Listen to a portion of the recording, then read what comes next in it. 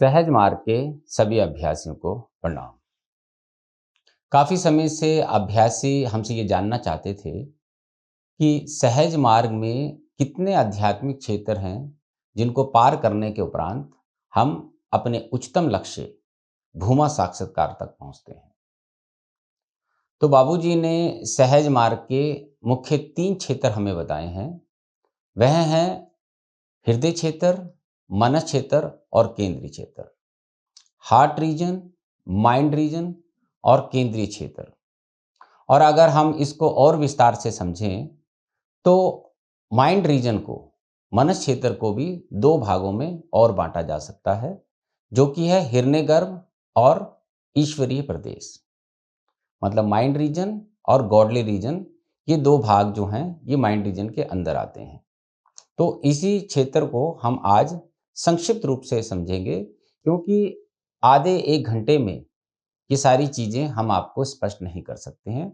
तो केवल आपको इसका ऊपरी विवरण हम दे रहे हैं, और अगर आपको इसका अध्ययन करना हो तो आप बाबूजी की पुस्तक राजयोग का दिव्य दर्शन पढ़ सकते हैं, जिसमें बाबूजी महाराज ने ये सब चीज़ें बड़े ही विस्तार से हम लोगों को समझाई हैं। तो ये हमने एक डायग्राम बनाया है जिसके माध्यम से आप जान पाएंगे कि हम कितने प्रकार के आध्यात्मिक क्षेत्र अपने लक्ष्य में पार करते हैं।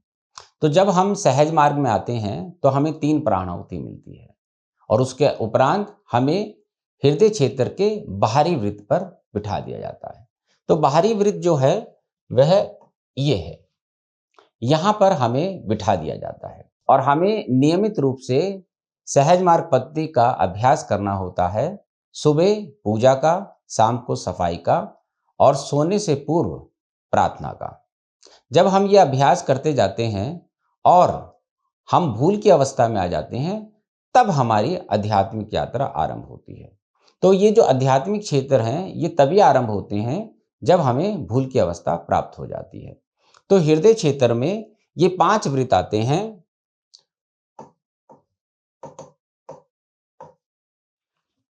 ये पांचों वृत्त हमें पिंड देश में मिलते हैं। हृदय क्षेत्र को आप पिंड देश भी कह सकते हैं।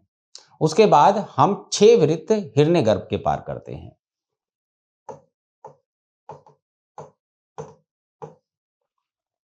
और उसके उपरांत माइंड रीजन, मनस क्षेत्र के ही हम दूसरे क्षेत्र में आते हैं, जिसको कि ईश्वरीय क्षेत्र कहते हैं। इसमें भी 5 वृत्त होते हैं।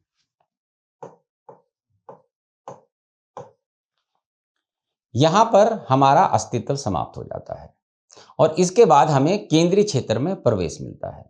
तो केंद्रीय क्षेत्र में 7 प्रकाश के वृत्त होते हैं।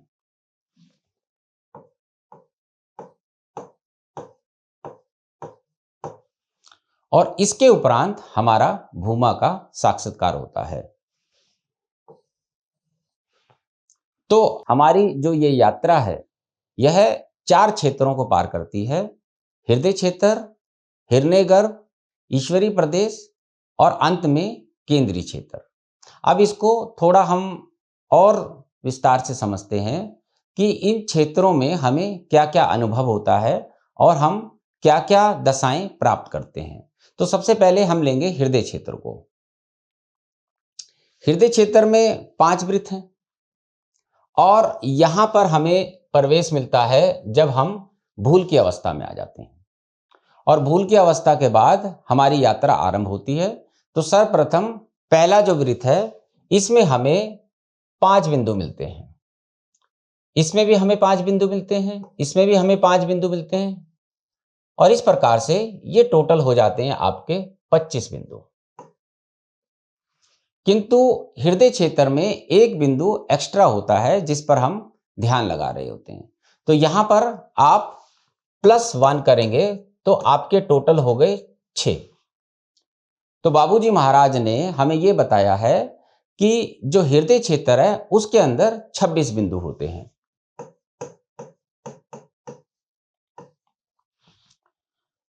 तो हर बिंदु पर हमें लय अवस्था मिलती है, उसके उपरांत हम अगले बिंदु पर जाते हैं।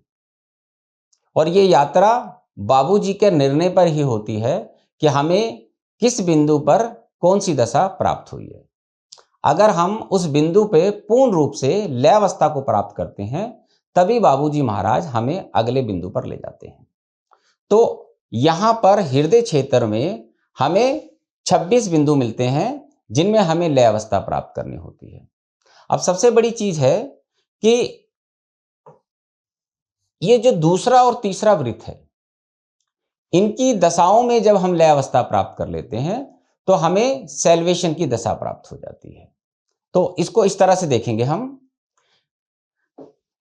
कि ये जो दोनों बिंदु हैं, इसके मध्य में ही, अर्थात पहला, दूसरा, तीसरा, चौथा, पांचवा, दूसरे और तीसरे के बीच में ही हमें सैल्वेशन की दशा प्राप्त हो जाती है, जिसको कि हम भारतीय भाषा में मोक्ष की गति कहते हैं। लेकिन हम जानते हैं कि मोक्ष के बाद भी हमें दोबारा से जन्म लेना पड़ता है। एक इससे उच्च दशा होती है जिसको कि हम लिबरेशन कहते हैं, मुक्ति। और मुक्ति प्राप्त करने के बाद हम दोबारा इस धरा पर लौट कर नहीं आते हैं। तो वह दशा हमें प्राप्त होती है इस पांचवें वृत्त पे, जब हम इस हृदय क्षेत्र के 26 बिंदुओं में लय अवस्था प्राप्त कर लेते हैं तो हमें लिबरेशन की दशा भी मिल जाती है। तो आप ये समझ गए कि 26 बिंदु हृदय क्षेत्र में होते हैं और दूसरे और तीसरे के बीच में ही हमें सैल्वेशन, मोक्ष की दशा प्राप्त हो जाती है। और पांचवा वृत्त जब हमारे 26 बिंदु पूरे हो जाते हैं तो हमें लिबरेशन की दशा मिल जाती है। और लिबरेशन का अर्थ हो गया कि हम अब इस धरा पर लौटकर नहीं आएंगे। और इसके बीच में क्या क्या होता है, यहां पर हमारी ग्रॉस बॉडी, सटल बॉडी और कॉजल बॉडी। आप जानते हैं कि हमारे शरीर को 3 शरीर में बांटा जा सकता है। जो सबसे भारी रूप है इसको स्थूल शरीर कहा जाता है, उसके पीछे सूक्ष्म शरीर होता है और उसके पीछे कारण शरीर होता है।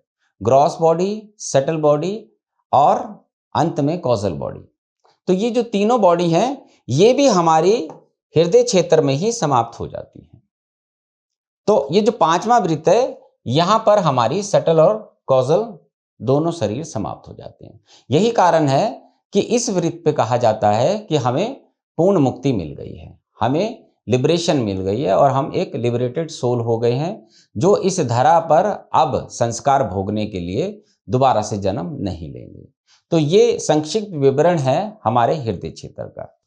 और जैसे ही हम हृदय क्षेत्र पार करके हिरण्यगर्भ, माइंड रीजन के पहले चरण में आते हैं तो यहां पर हमें परमात्म शक्ति मिलती है, जिस शक्ति में हमारी आत्मा विलीन होती है।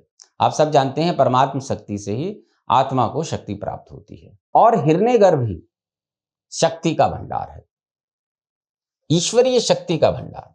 आप सब जानते हैं कि हृदय क्षेत्र जो है वो पिंड प्रदेश है। पिंड प्रदेश में जितनी भी शक्ति है, जितनी भी शक्ति की आवश्यकता है, वह हमें हिरण्यगर्भ से मिलती है। तो हिरण्यगर्भ एक तरह से ईश्वरीय शक्ति का भंडार है और जितनी शक्ति की आवश्यकता पिंड देश में होती है यहीं से उसका प्रसार होता है। और इसके बाद ब्रह्मांड मंडल और विराट क्षेत्र, जब हम इस बिंदु पर पहुंचते हैं तो इसी को ब्रह्मांड मंडल भी कहते हैं। यह हमारी 7वीं ग्रंथि भी है। ब्रह्मांड मंडल का मतलब जो पिंड देश में घटनाएं घटती हैं वह सूक्ष्म रूप में ब्रह्मांड मंडल में पहले ही घट जाती हैं। इसको विराट का क्षेत्र भी कहते हैं। तो मनस क्षेत्र क्या है? मनस क्षेत्र ईश्वरीय शक्ति का भंडार। पिंड देश में जितनी शक्ति की आवश्यकता है वो यहीं से प्रसारित होती है। यही ब्रह्मांड मंडल है जहां पिंड देश की घटनाएं सूक्ष्म रूप में पहले घट जाती हैं और इसी को हम विराट का क्षेत्र कहते हैं। तो 5 हृदय क्षेत्र के वृत्त हो गए और हिरण्यगर्भ के 6 हो गए, तो कुल मिलाकर हो गए 11 वृत्त। इसके बाद आता है ईश्वरीय प्रदेश। तो जो ईश्वरीय प्रदेश है इसमें भी 5 वृत्त हैं, पहला, दूसरा, तीसरा, चौथा, पांचवा। तो आप ये समझिए कि अब जो कुल मिलाकर वृत्त हो गए 5 जमा 6 जमा 5, ये हो गए आपके 16। और बाबूजी महाराज ने हमें क्या बताया है कि अहम के 16 वृत्त हमारे अस्तित्व पर चढ़े हुए हैं। तो आप यूं भी समझ सकते हैं कि पहले वृत्त से 16वें वृत्त तक हमारी अहम से अस्तित्व की यात्रा होती है। जो हमारा अस्तित्व है वह 16 अहम के वृत्तों से ढका हुआ है। तो हृदय क्षेत्र से हमारी यात्रा शुरू होके इस बिंदु पर समाप्त होती है। अब इस बिंदु पर समाप्त होने का अर्थ हुआ कि हमारे अहम के 16 वृत्त समाप्त हो गए। ये जो अहम के 16 वृत्त हैं ये इसी जगह पर समाप्त हो जाते हैं। तो फिर बचता क्या है? फिर बचता है हमारा अस्तित्व। यह वह अस्तित्व है जो ईश्वर ने हमारे भीतर उतारा था। आत्मा को जागृत करने के लिए ईश्वर का अंश हमारे अंदर डाला गया था, जो कि प्योरेस्ट फॉर्म में अस्तित्व कहलाता है। अब होता क्या है कि हमारे सिस्टम में हमें ईश्वर साक्षात्कार से आगे भूमा साक्षात्कार की ओर ले जाया जाता है। तो ईश्वर क्षेत्र के बाद जो क्षेत्र है वह है केंद्रीय क्षेत्र। तो केंद्रीय क्षेत्र में प्रवेश करने से पहले हमें शून्य की दशा प्राप्त हो जाती है। हम शून्य की दशा में आ जाते हैं और हमारा अस्तित्व समाप्त हो जाता है। तो इसका अर्थ हुआ अस्तित्व विहीन अस्तित्व, जो कि हमें मिलता है केंद्रीय क्षेत्र में। तो जब हम यहां पर पहुंचते हैं, केंद्रीय क्षेत्र में हमने प्रवेश किया, वहां पर हमें सबसे पहले ब्राइटर वर्ल्ड मिलता है। ब्राइटर वर्ल्ड वह स्थान है जहां पर मुक्त आत्माएं रहा करती हैं। बाबूजी महाराज ने कहा है सृष्टि काल से अनंत तक, जब तक कि महाप्रलय ना आ जाए, मुक्त आत्माएं ब्राइटर वर्ल्ड में रहती हैं। ब्राइटर वर्ल्ड में प्रवेश करने के बाद हम 7 प्रकाश के वृत्तों में प्रवेश करते हैं। 1 2 3 4 5 6 7। तो ये जो 7 वृत्त हैं ये प्रकाश के वृत्त हैं और ये केंद्रीय क्षेत्र में ही आते हैं। तो केंद्रीय क्षेत्र का जो सबसे भारी छोर है वह है ब्राइटर वर्ल्ड, जहां पर मुक्त आत्माएं रहती हैं। और उसके बाद 7 प्रकाश के वृत्त हैं और उस प्रकाश के वृत्त के बाद फिर हमें भूमा का साक्षात्कार होता है। तो ये है हमारा संक्षिप्त विवरण आध्यात्मिक क्षेत्रों का, जो कि सहज मार्ग यात्रा में आते हैं। इनका उल्लेख आपको संत कस्तूरी की पुस्तक अनंत यात्रा में भी मिलेगा और बाबूजी की पुस्तक अनंत की ओर में भी आपको इसकी सारी डिटेल मिल जाएगी। अनंत की ओर और राजयोग का दिव्य दर्शन, ये जो बाबूजी की 2 पुस्तकें हैं, इसमें इन्हीं क्षेत्रों का पूरा उल्लेख किया गया है और ग्रंथियों का उल्लेख किया है, जो जो शक्तियां हमें इस पूरी यात्रा में प्राप्त होती हैं। अब इसको समझने के लिए हम दूसरी तरह से समझते हैं। बाबूजी का संकल्प है समस्त मानव जाति को ईश्वर साक्षात्कार कराना। इसका यह अर्थ हुआ कि हर व्यक्ति को ईश्वर साक्षात्कार का मार्ग दिखाने के लिए बाबूजी महाराज ने सहज मार्ग पद्धति हमें बताई।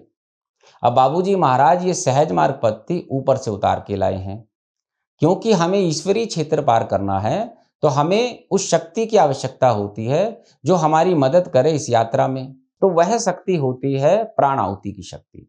तो प्राण आहुति की जो शक्ति है वह शक्ति जिसने इस सृष्टि का निर्माण किया है, जब उसके ऊपर बाबूजी की इच्छा शक्ति का घेरा आ जाता है तब उसे हम प्राण आहुति शक्ति कहते हैं। तो यही प्राण आहुति शक्ति हमारी पूरी यात्रा में हमारी मदद करती है। अब हमें करना क्या होता है? हमें नियमित रूप से सर्वप्रथम तो अभ्यास करना होता है पूजा, सफाई और प्रार्थना का। और जब हम भूल की अवस्था में आ जाते हैं तो हम आध्यात्मिक क्षेत्र हृदय क्षेत्र में प्रवेश कर जाते हैं। हृदय क्षेत्र पिंड देश है जहां पर हमें मोक्ष और मुक्ति की गति प्राप्त हो जाती है। उसी में हमारा स्थूल शरीर, सूक्ष्म शरीर और कारण शरीर समाप्त हो जाता है। उसके बाद हमें प्रवेश मिलता है हिरण्यगर्भ में, और हिरण्यगर्भ जो है वह है ईश्वरी शक्ति का भंडार। तो पिंड देश में जितनी शक्ति की आवश्यकता होती है वह इस हिरण्यगर्भ से पिंड देश में प्रसारित होती है। और यहीं पर विराट का क्षेत्र भी है जिसे ब्रह्मांड मंडल कहते हैं। और आप जानते हैं कि सहज मार्ग में वही प्रिसेप्टर प्रशिक्षक बन सकता है जो ब्रह्मांड मंडल में पहुंच चुका है, कम से कम पहुंच चुका है। और इसका उल्लेख बाबूजी ने सत्य गौदे पुस्तक में दी हुई है। तो जो बाबूजी का सहज मार्ग है, जिसके माध्यम से हम भूमा का साक्षात्कार करते हैं, उसमें ब्रह्मांड मंडल का प्रिसेप्टर ही किसी दूसरे को प्राण आहुति प्रसारित कर सकता है। और वो कैसे होता है? वैसे तो प्राण आहुति केवल बाबूजी महाराज की है, लेकिन होता इस प्रकार से है, ब्रह्मांड मंडल के अभ्यासी की जो विचार शक्ति है वह इच्छा शक्ति में परिवर्तित हो जाती है। इसका मतलब जो उसकी थॉट पावर है वह विल पावर में कन्वर्ट हो जाती है और वो इतना सक्षम हो जाता है कि अभ्यासी की सूक्ष्म दशा को देख सके और आध्यात्मिक यात्रा में जो भी रुकावट उसे दिखती है वह उसको साफ करता है। अब रुकावट क्या होती है? हमारे संस्कारों का ठोसपन, जिसको हम अपने अभ्यास से पार नहीं कर पाते हैं, वहां पर ब्रह्मांड मंडल का प्रिसेप्टर हमारी मदद करता है। तो बाबूजी महाराज कहते हैं कि 2 दर्जन ब्रह्मांड मंडल के प्रिसेप्टर अगर मुझे मिल जाएं तो मैं पूरे भारत को रूहानियत में बदल दूंगा। तो हमें करना क्या है?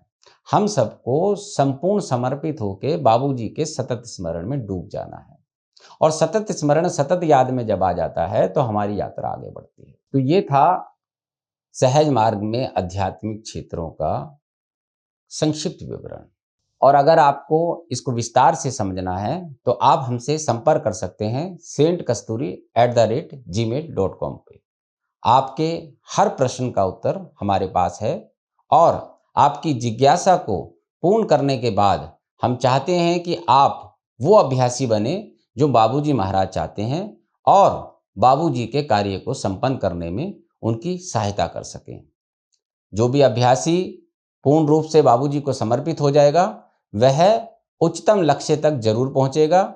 और इसका सबसे बड़ा उदाहरण है संत कस्तूरी, जिन्होंने 1948 में अभ्यास शुरू किया और बाबूजी महाराज ने 1975 में उनको अनंत का सागर पार कराकर भूमा का साक्षात्कार कराया।